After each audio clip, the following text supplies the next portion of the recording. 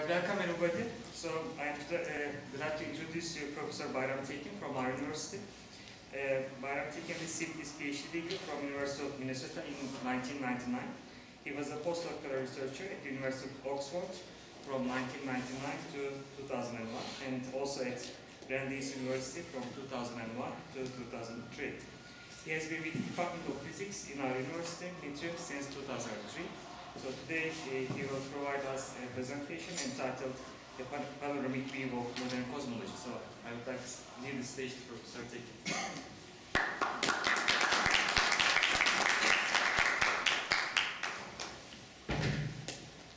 So thank you very much for the invitation and introduction.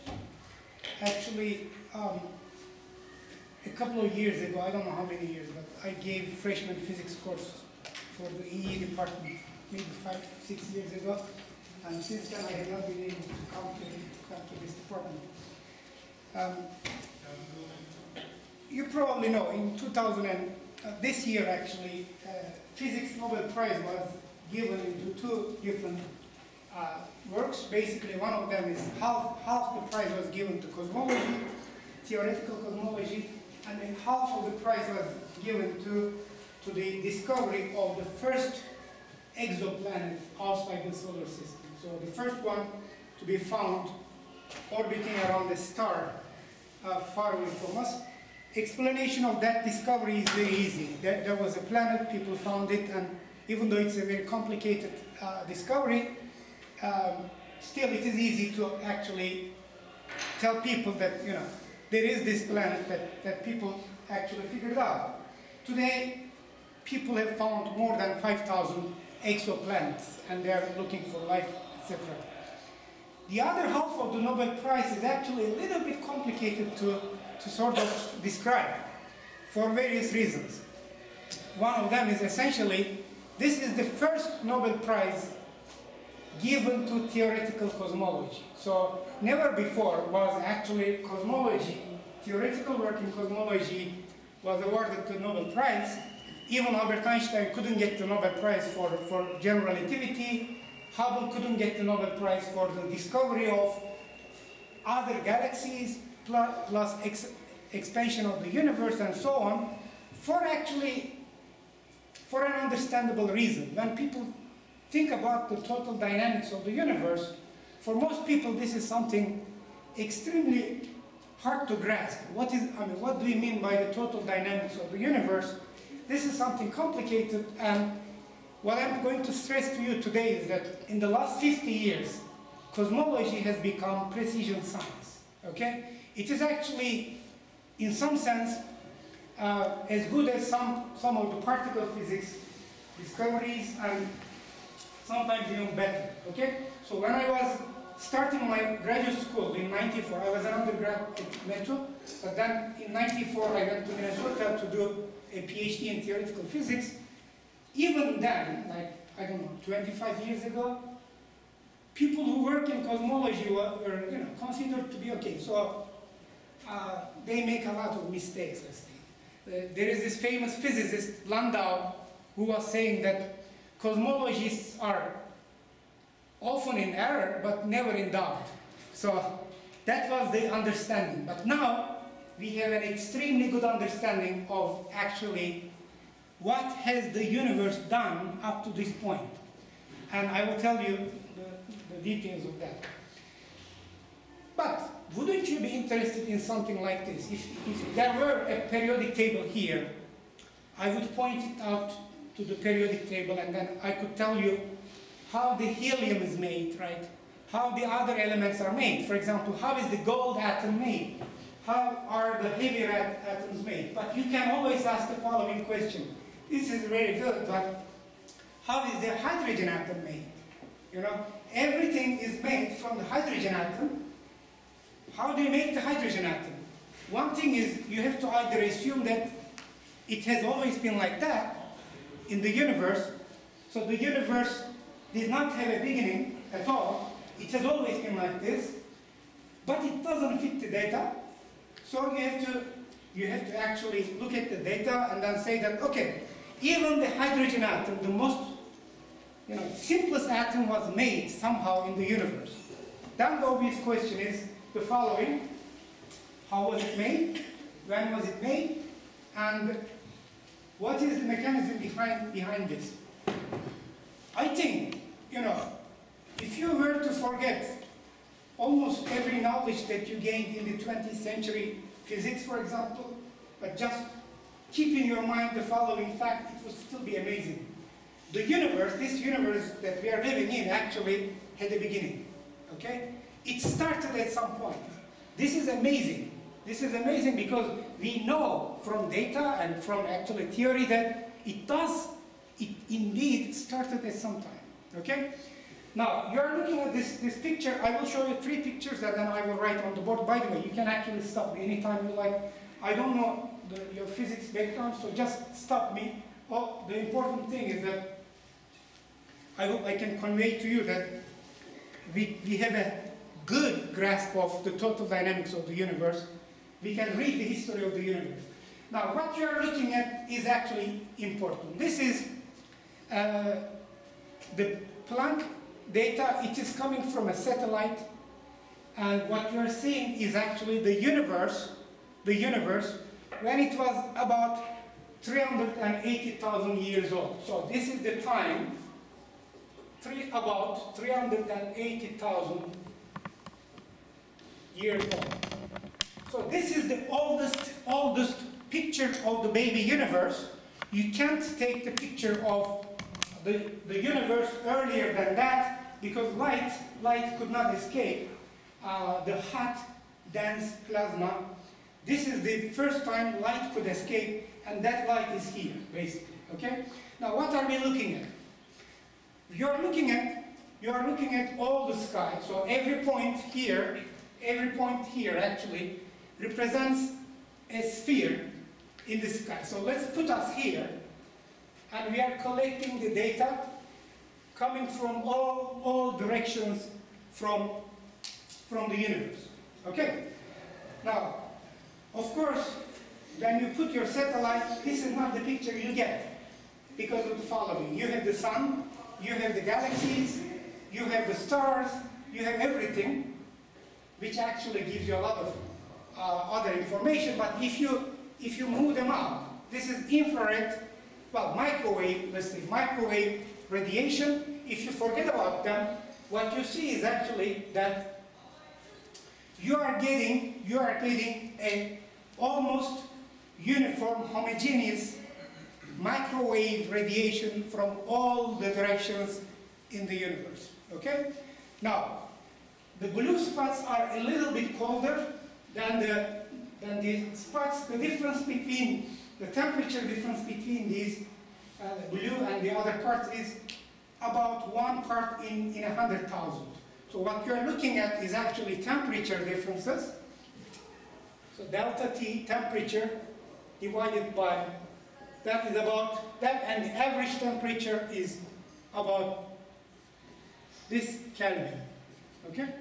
So, now what I'm trying to tell you is the following. If you have an antenna here, okay, you collect all this light, whatever, electromagnetic radiation, you can detect, you can actually assign a temperature to the source of this radiation, okay? It is a black body radiation, meaning it emits in every wavelength, but the maximum is actually around 1 point, let's say some millimeters, okay?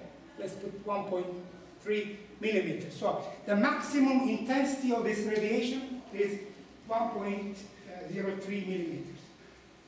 That is almost a perfect black body radiation that is coming from early universe. Okay, so the source of this thing is actually exactly that. Now, this was obtained from the Planck satellite, but the original actually discovery was, you probably know this, in 1964, and this is an important actually observation. Penzias and Wilson, 2 engineers, well, let's see, physicists, engineers, very young people below the age of 30, was given the task of looking at the sky and detecting the microwave 21 centimeter radiation coming from the center of our galaxy. So there is this famous 21 centimeter radiation that comes from the hydrogen atom. You probably know that if you have a hydrogen atom, there is a proton and there is an electron, okay? They can point, their spins can point in this direction or in this direction, okay? Now, one of them is actually lower, so this one has a lower energy than this configuration, slightly lower energy. So what happens is that if you have this state, it is an excited state of the hydrogen atom. When it does this splitting, it radiates a 21 centimeter radiation. By looking at that radiation, you know essentially the source of the radiation, it has hydrogen there. So these two people were assigned the task of essentially looking at the center of the galaxy, our galaxy, detecting this 21 centimeter radiation more carefully, essentially, okay? So what is the amount of hydrogen and so on. Now, what they also knew is that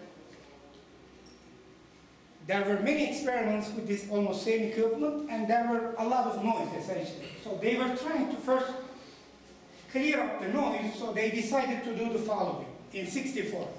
Let's put our antenna, which is like 6 meters long. It is like a horn shape, okay? So they said, okay, they said, let's take this antenna, point it away from the center of the Milky Way. So let's say our galaxy is something like this, okay? We are here, this is the center. The radiation is supposed to be coming from the center, so let's point it away from the center of the Milky Way, and then you are basically looking at, if you like, free space. You shouldn't be observing any radiation. They wanted to do that to do their calibration of the equipment, okay? They set actually their antenna to measure a radiation of 7.35 centimeters. And what they detected is that they constantly detected this radiation. Away from the center of the Milky Way, they are pointing in, if you like, free space, and they are detecting this radiation. They said, okay, something is wrong, basically. Something is wrong. Now, I don't know if anybody here is working on infrared detectors or they are interested in this stuff, but this is amazing stuff, because how do you measure, for example, how do you measure a temperature of something which is around 3 Kelvin, right? It is rather amazing. So if you actually go and study the details of this antenna, you will see that liquid helium is used, and a lot of actually important developments in the early 20th century, experimental physics and theoretical physics is actually used, okay? So what they were detecting is radiation coming from free space, okay? Now, there is a funny story, because they said, okay, you shouldn't be getting any radiation. You shouldn't be detecting anything. So let's try to actually look at our equipments. If there is something fishy going on, what they found is that there were 2 pigeons living in the antenna. Inside the antenna, there were like 2 pigeons. They made the antenna their homes. They said, oh, okay, maybe we found the source of this radiation. So they grabbed the pigeons, and then they sent it to the Bell Labs. They cleaned up what they call gray dielectric material left from the pigeons. You know what I'm talking about. And then, before they started their experiment again, the pigeons found their way back to the antenna, and then they had to deal with these pigeons again and again. Eventually they solved the pigeon problem, but they couldn't actually solve this, they said, excess antenna temperature, okay? Eventually, they found that there is, if you move out everything in the universe, every other source in the universe, there is a 3 Kelvin radiation coming from something apparently which doesn't have a source, okay? what is the source of that radiation. Okay, so they wanted to write a paper, but you have to be very careful because you are talking about 3 Kelvin radiation. 3 Kelvin. Your equipment is more than 3 Kelvin, okay? There's a lot of noise there. So they had to be very careful. What they did is actually, eventually, they found a physicist in Princeton by the name of Deakin. This is a very famous guy, Deakin. Deakin essentially was studying hot Big Bang cosmology. I will come back to that. And he was thinking that, okay, the universe apparently started from something really hot and dense, so there must have been a leftover radiation in the universe. Let's try to actually measure this temperature, radiation, try to figure out. So he found 2 of his students. In '64, he said, let's build a microwave detector, infrared detector, so that we can detect it. So they were in the process of actually constructing a detector. And then he asked another of his students, Peebles, the 2019 Nobel Prize winner, calculate the consequences of a hot Big Bang cosmology. What would be left over, okay? And Peebles calculated that. I will explain that. He found that the universe should have a radiation of 10 Kelvin everywhere, okay? So they were actually working on this problem. They got a call from Penzias, okay? DK gets a call from Penzias. Penzias says that they have detected the radiation, and he was asking, what could this be, okay? Well, DK basically, if you are doing research, you would know if you get a telephone like this, or if you see somebody just discovered what you're working on. There are 2 actually feelings that you have. The first one is you get really disturbed, that you are scooped. The second one is you get actually relaxed, that you don't have to work any harder on that problem anymore. Somebody solved it. So these 2 mixed feelings, really, it happens, okay? So DK basically said, okay, we are scooped, basically. He knew that they lost the Nobel Prize. But then he said, these guys do not know exactly what the source of this radiation is, so let's write a paper on this, okay? So in the same journal in 1965, if you open the journal, you will see the paper by DK, Wilson, DK, and his 3 students. The title of the paper is Cosmic Blackbody Radiation. The following paper, the next paper, is this discovery of that radiation, without referring to cosmology. These 2 actually gentlemen were really humble. They basically said that, even the title of the paper is actually really humble. It says excess radiation in the antenna, basically, and it gives the wavelength, frequency. But this is one of the most amazing things actually that hit cosmology, and I have to say physics in general. Why so? Why so? Okay, so I want to write on the board, so let's actually try to get rid of the pictures that I have. But if you don't understand this picture, let me actually describe to you what we are seeing. Okay, here's the thing. Let's say I'm going to play you a movie. Okay, here on this board, let's say I'm going to play you a movie. But this is an interesting theater. So the moment I start playing the movie, let's say, you start moving in that direction really fast. Okay? I hit the button to start to play the movie, and then at the same time, you start moving in that direction, let's say. Okay?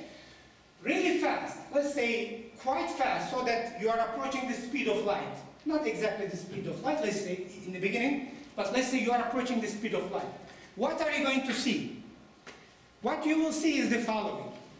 You will see the first frame of the movie, and the next frame of the movie, and the next frame of the movie. You will see all the movie, basically, because the movie is catching up with you. Okay?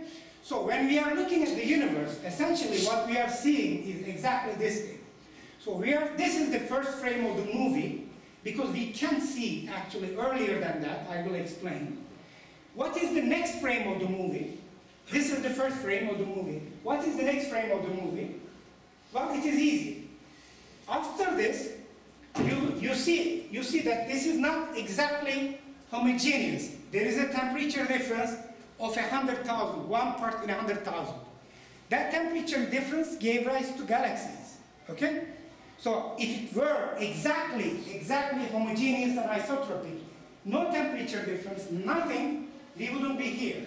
So that 1 over 100,000 essentially grows up to become densities, and then they actually, the matter clumps, and they give rise to galaxies. So in the first frame of this picture, you are actually seeing the galaxies to be born, the galaxy distributions later on.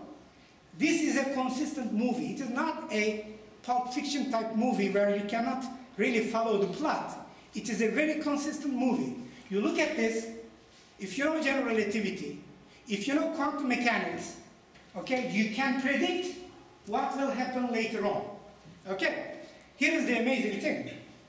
The universe that we are looking at large scales is actually pretty homogeneous and isotropic. If you look it in every direction, you basically see the same thing. At large scales, okay, at large scales. Large scale means 100 megaparsec. 1 parsec is 3.26 light years, so 100 megaparsec is a lot, okay? But at large scales, everywhere in the universe is actually pretty much the same. But then if you go to small scales, there are some actually clusters of galaxies, like 10 galaxies seem to be together. And then there is this supercluster of galaxies, let's say 10,000 to 50,000 galaxies appear to be closer to each other, okay? So it is not perfectly homogeneous and isotropic. That is the first thing. Then you can ask, why? What went wrong in the universe that the matter, just whatever initially it had, is not distributed all over the universe? Now this thing I just told you is coming from a hot dense plasma, okay? Plasma of what? You have protons, electrons, and photons in it. Extremely hot, and then actually interacting all together. The photon must be there to break up the formation of proton and the electron to give rise to the hydrogen atom. In fact, it must be really hot to begin with, so that you do not fuse higher elements, okay? You don't want to make fusion to higher elements like carbon, oxygen, gold, let's say. You don't want to fuse that. You want to keep hydrogen and helium. So in this plasma, what happens is that it is rather amazing. That's why I'm showing you. By the way, this picture costs 700 million euros. So it's probably the most expensive picture that we have. Now, in this plasma, what you don't see is there are some places where there is actually something called dark matter, which I will explain. This dark matter, essentially, overdensity of dark matter, attracts matter around, and then photons do not want to attract, they get actually hot, they push back. So there are some kind of places where there is a little bit more density. That more density attracts matter around, but then there is photon. The photon pushes it back. When you have this attraction and repulsion, what you create is acoustic waves, sound waves. So in this plasma, in this early plasma, there is sound, okay, really sound. Except this sound is actually a little bit fast sound. It moves with more than 50% of the speed of light. And so there is always sound traveling in this early plasma. This sound has high density regions, low density regions, high density regions, low density regions. In the high density regions, you see galaxies today, okay? So this is my next picture. Oh, not next picture. Let's look at this. So it is called baryon acoustic oscillations, but it is really sound waves. So these are over density of dark matter. It is attracting matter. The light, the photons don't like it, they push it back, you create sound, and the sound waves are traveling. So in these regions, we see more galaxies, basically. Okay? This is one of the things. Another thing is actually the following. Maybe I should show you this. Look at this. This is a galaxy. This is a galaxy. We are here. Okay? And this blue thing is one single galaxy which you see a continuous image of. Okay, so it is like the following. It's called gravitational lensing. So let me write it over here.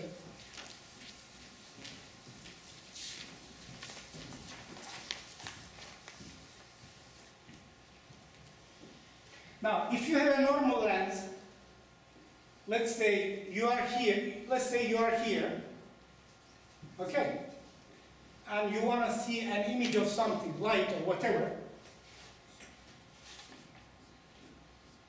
It is going in all directions. So, it actually bends like that, right? So what are you going to see? What you are going to see is follow these paths. You will see a ring of the same object. You don't see just one object, you see a ring of the same object, okay? Now, what happens in this optical setting is happening exactly at the same time in the gravitational setting. There is a galaxy here, there is another galaxy here, and you are looking at this galaxy. Light is bent because of gravity, and you see the continuous ring, which is called the Einstein's ring, of the same galaxy scattered over. Studying these examples, which are called gravitational lenses, you can actually detect how much energy there is, how much mass and energy there is inside a single galaxy.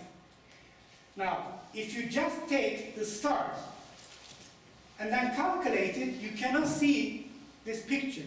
So apparently the stars, the stuff that give light is only a part of the energy budget of a galaxy. If you do the calculations carefully, what you realize is that essentially there is at least five times more mass inside a galaxy than the mass of the stars. Okay? And this mass is called dark matter, essentially dark matter, which you cannot see because it is transparent to light, but it can bend light. So this has been studied a lot. What you are seeing is actually dark matter at action. Now, today we know the following. So I should say this once and for all. All the data we studied with general relativity says that basically 70% of the total energy of the universe is in the form of dark energy. So you can see 69, you can see 71, 72, but I'm just telling you a round number. And basically 25% is dark matter, and 5% is actually stars or baryonic matter. Baryonic basically is proton, hydrogen, its companies. So that is the total energy of the universe. Now, how do we know this? Well, there are many actually things that cannot be explained without these assumptions. I just told you one of them, but look at this part. Dark energy, which I will explain a little bit. But before that, let me get rid of this.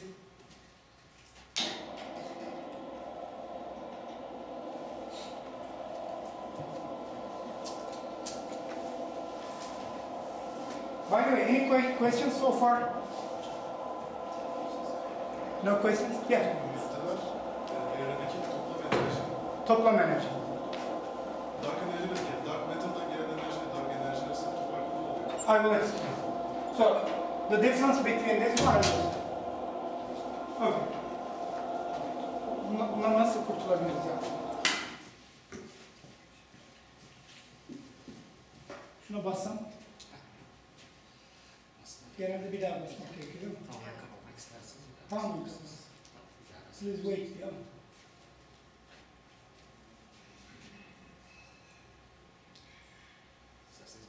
Bekleyelim. Okay, so maybe I should explain.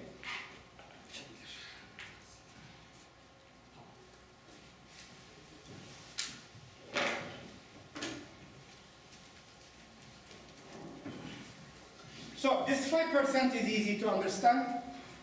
It is the star that we are planets, star, whatever. That 25% is, it has a name, dark matter. We don't know what it is, but we are searching for it, okay? The tricky part is actually, it's very hard to find this because of the following. Inside a galaxy, it is 5 times more than the usual matter, but you can ask, what is the amount of dark matter on Earth? Let's say, on the volume of the Earth. It's like 200 grams. So it's very hard to find this, 200 grams. We have to find another way to actually find what it is. Now, what is this dark energy? This is a bizarre thing. Dark energy, most people actually don't know the following. And this is, I guess, one of the most amazing things. Newtonian theory of gravity always have an attraction. Whenever you have particles, they attract each other. So, let's take this, okay? I actually throw it, it'll come back. It'll come back. Let's say I throw it really fast, it'll still come back, right? But let's say, I throw it really amazingly fast. At the end of the day, what I know is that it may not come back, but it will slow down, right? It will slow down. Gravity is always attractive in Newtonian theory. Is this the case in Einstein's theory? Actually, no. In Einstein's theory, gravity can be repulsive. And that is one of the things that explains how this universe came into existence to begin with. Okay? You cannot have a tiny thing, tiny microscopic object, and then expand it, expect it to actually form this large universe because you have a lot of energy. If you have always attraction, you can at most basically expand to some distance and then collapse it back. That is a possibility. But today, we know the following fact. The universe today is in an accelerated expansion phase. So the universe today apparently is not slowing down, but it is actually expanding with more acceleration. It's amazing. In fact, what I just told you got the Nobel Prize in 2006. Accelerated expansion of the universe. So what derives this repulsive gravity? So to explain that, I have to explain to you that Einstein's theory is pretty different from Newtonian theory. So maybe I should say a couple of things and then make the case for that dark energy. Okay? So Newton's theory, just very simple stuff. Newton's theory is really simple, right? So you have a matter distribution. Let's say rho Tx is essentially energy, matter density per volume. You take that. It creates something here, which you can say the gravitational potential or whatever. And the relation is essentially second derivative is, let's say, 4 pi Newton's constant times the density. Okay? So once you give me the matter density, I will give you the gravitational potential. Once you give me the gravitational potential, if there is a particle here, the force on that particle is actually exactly that. Okay? So simple. It works really good. So simple, but it's always attractive. Now, what is missing in this expression? A lot of things are missing, but you can see that, first of all, it cannot be consistent with special theory of relativity for the following reason. Let's say this is Andromeda galaxy, this is our galaxy. The distance is 2 million light years. Okay? Now, if you perturb the Andromeda galaxy, if it does something, okay, in principle, what it does should be propagated in 2 million years to us. We should see the effects of what it does after 2 million years.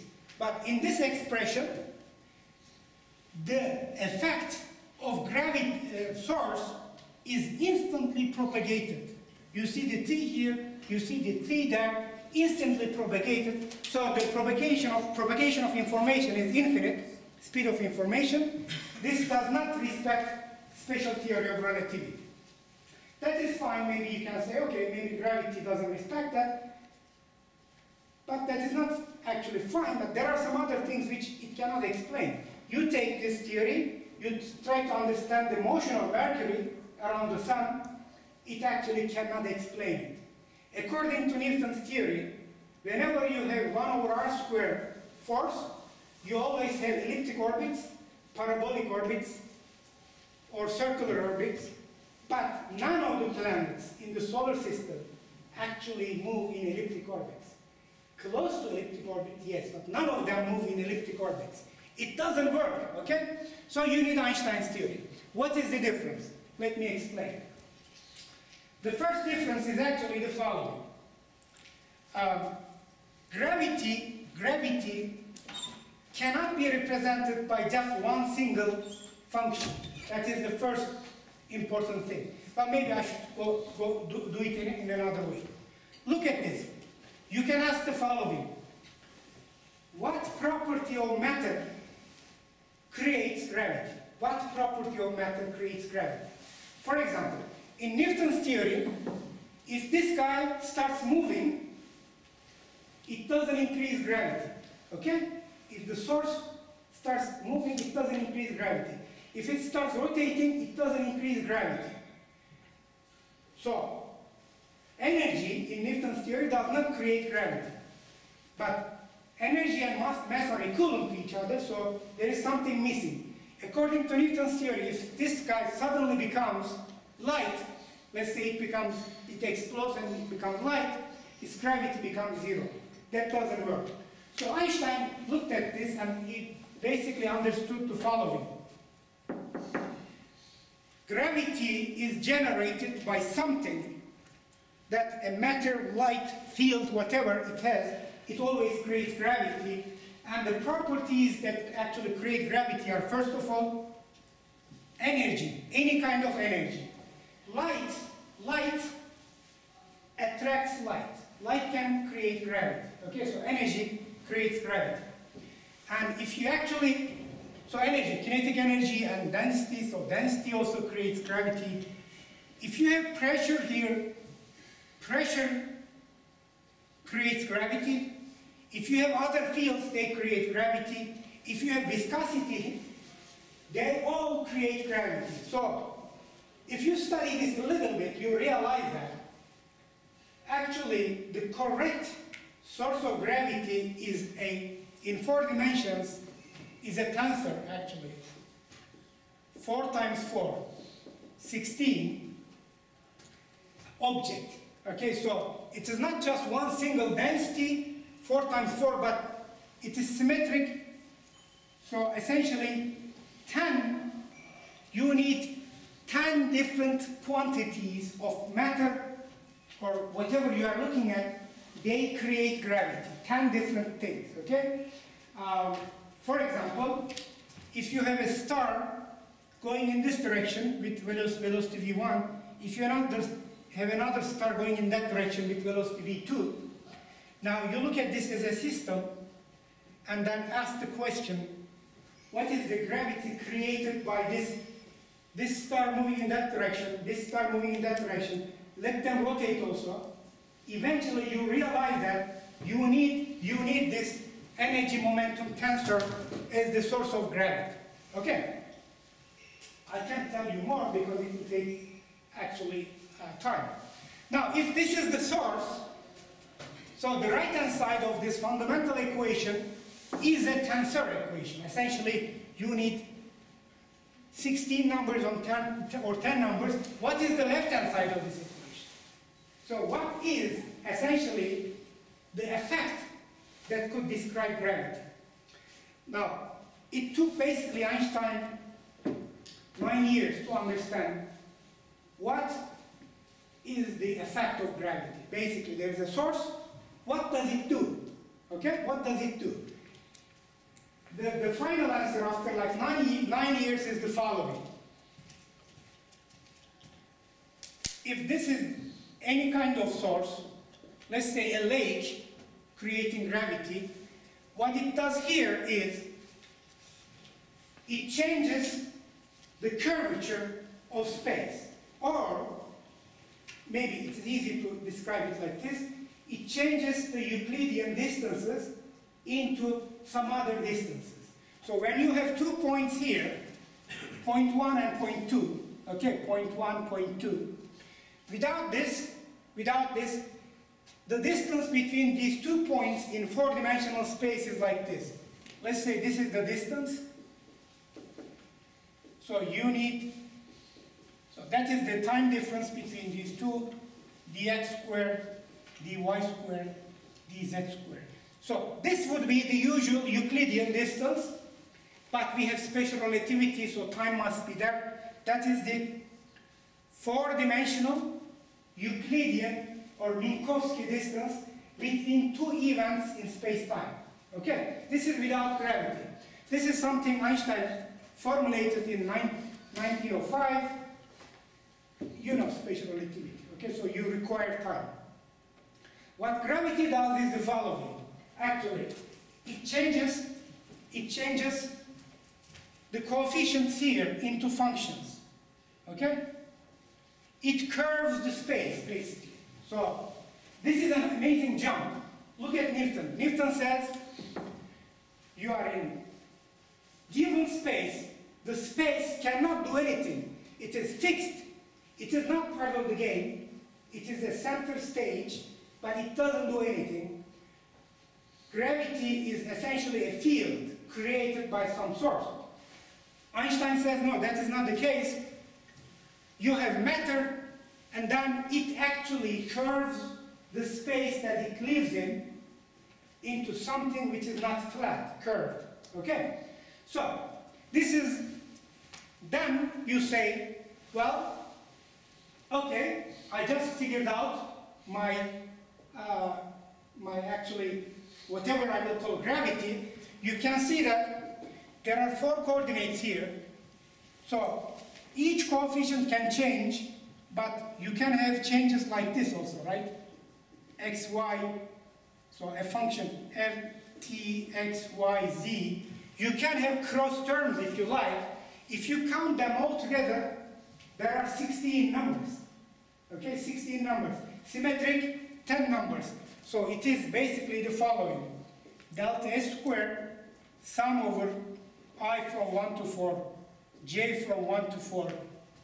There is this x, dxi, dxj. There is this metric tensor. Metric tensor represents the space-time and how it is curved. This source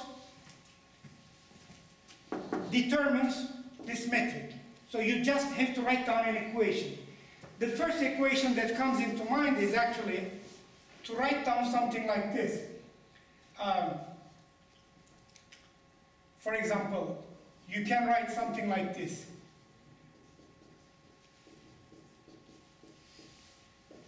Wave operator hitting on the metric is giving you, let's say, 4 pi, let's put 4 pi, Tij, okay?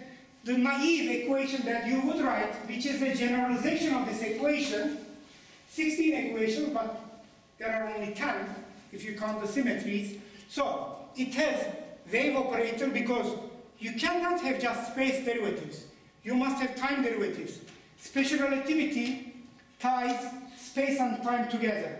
Whenever you have two space derivatives, you must have two time derivatives. Whenever you have three space derivatives, you must have three time derivatives. They are always tied together, okay? So if you study Schrödinger's equation, you know that it doesn't respect special relativity because it has one time derivative, two space derivatives, so it doesn't work. Now, this equation, the first thing that you would write if you were like a third-year undergraduate student in physics is wrong. It looks like it's correct, but wrong. So it took many more, essentially, years to write down the correct equation, which is more complicated. It involves the Riemann curvature, which I don't have time, but at the end of the day, according to general relativity theory, gravity is the curvature of space-time. Okay, that's it. Gravity is the curvature of space-time. Very good. So, let's come back to dark energy that you asked.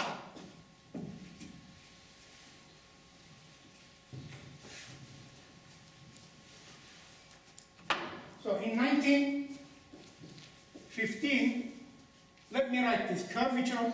Don't worry about exactly what I'm writing, okay? Just think about this as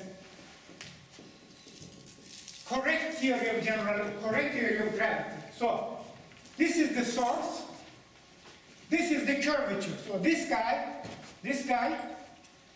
Rij, is basically second derivatives of the metric. Basically second derivatives, but you need more terms, okay? Hitting that. So that is Einstein's theory of general relativity.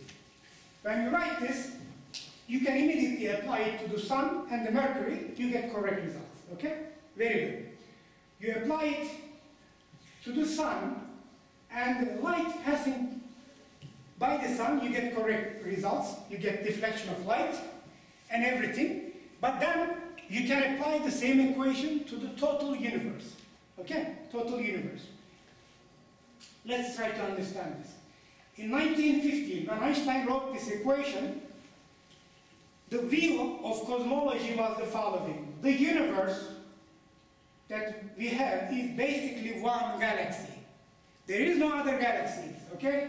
There was this idea of nebulas, essentially. Andromeda was thought to be a nebula, which is not a separate galaxy. So that is the first thing that you should know. But more importantly, in 1915, the idea was that the universe is static. It doesn't do anything, okay? So when people wrote this, cosmology was simple. It has always been like this, it will always be like this. That is the idea. Because as human beings, we live a very short life. We look at a star, the stars far away, they move a little bit, okay? But other than that, they don't do anything. So we say, okay, it has always been like this. And if you know how science started, this is rather amazing actually. Science, in some sense, started with Brahe's observation of a supernova. So people thought that the universe is static, and suddenly comes out a star, a new star, okay? Supernova is an explosion of a star which appears like about 2 years, as bright as the other things, and when it shines more than one galaxy. So I think just before, I think this was in 1502, if I'm mistaken, please check. In 1502, supernova exploded, and the guy recorded for 16 years. He said, wow, the heavens are changing, so something is changing. You didn't have a star there, now you have a star there, so something is changing, right? But when it came to Einstein's times, again, people forgot that the universe was changing. So when Einstein wrote his equation, this equation, he basically said, let's apply it to the universe. When you apply it, you get expanding or collapsing universe. So when you directly apply it to the universe, you get expanding or collapsing. What do I mean by applying it to the universe? Let me give you an example. In this room, at this temperature, when you consider the atoms, the size of the atoms, the molecules basically, and the distance between the molecules is about 10 times the size of the atoms. Bitti mi? Başka dersim vardı hocam. Ha tamam. İşte bir saniye arkadaşlar. Ben saat kullanıp bitmiş. Let me give you a couple of minutes, okay? Sorry. Look, maybe I should leave it like this. Just answer your question and leave it like this. If you want to study the molecules in this room, I just told you, here is a molecule, let's say oxygen molecule, another oxygen, whatever, okay? The distance is basically 10 times the size of the molecule. When you look at the universe, the distance between galaxies is more than 10 times the size of the galaxy. So you can consider the totality of the universe as just gas, non-interacting gas. They don't basically see each other, and then solve the equation. You see the collapse of them because they always attract according to this equation.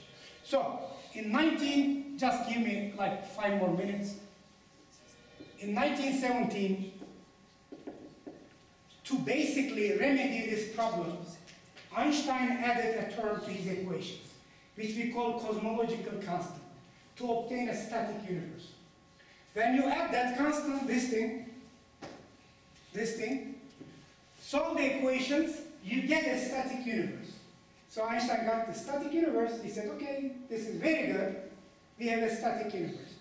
Now, this cosmological constant, so I don't have time, but this cosmological constant is a model of the dark energy. When you look at that, it actually gives you repulsion. Okay, it can give you, depending on the sign, it can give you repulsion. So there is attraction, there is repulsion, it balances each other. Okay, this one. It's a very small thing actually. It is basically 10 to the minus 52 divided by meter squared. For our universe, it is something very small, but in the last 7 billion years, the universe is in an accelerated expansion phase because of this cosmological constant or dark energy. Okay? Now, I have to admit the following. The picture that we have right now is a little bit inconsistent with the theories of quantum mechanics. You can ask the following question. What is the source of this dark energy or cosmological constant? And if you study quantum mechanics, quantum field theory, it comes from the zero-point oscillations of every kind of field, like electron field, for example. Photon field, if it exists, it gives you an energy. If you compute that energy, okay, if you compute from theory, energy, let's say theory, divided by observation, the difference is so big that we have this problem of reconciling Einstein's general relativity theory with quantum mechanics. So that is one problem that we don't actually understand. Finally, I don't have much time, but I mean the history of the universe needs more than 1 hour to actually discuss. One thing I should let you think about is the following. Remember the first picture I showed you? This cosmic microwave background data? If you look at that picture actually, that picture coming from all directions, I told you, right? So if you actually look carefully, what happens is that we are here, and if you take an angle of 2 degrees, the distance between these 2 points is this distance so big that they did not have time to interact with each other to come into thermal equilibrium. So the universe is actually too big to be in thermal equilibrium. So the temperature difference between these 2 points, as we measure, is less than 1 part in 100,000, but they didn't have time to interact with each other. How is that possible? Look at this. I mean, in this room, if I measure the temperature here and the temperature there, even though we have they have been interacting with each other, right? I would get a temperature difference of at least one degree, right? More than 1 degree, here and there. But what I'm telling you is that when we measure the temperature difference of the universe, take 2 points, if they are more than 2 degrees separated from each other, their distance is actually so big that you need more than 14 billion years for them to interact and come into equilibrium. How do you explain this? Or in the data that I have shown you, that picture, there are about 10,000 regions which did not have time to interact with each other, but they have the same temperature. What would be the solution for that?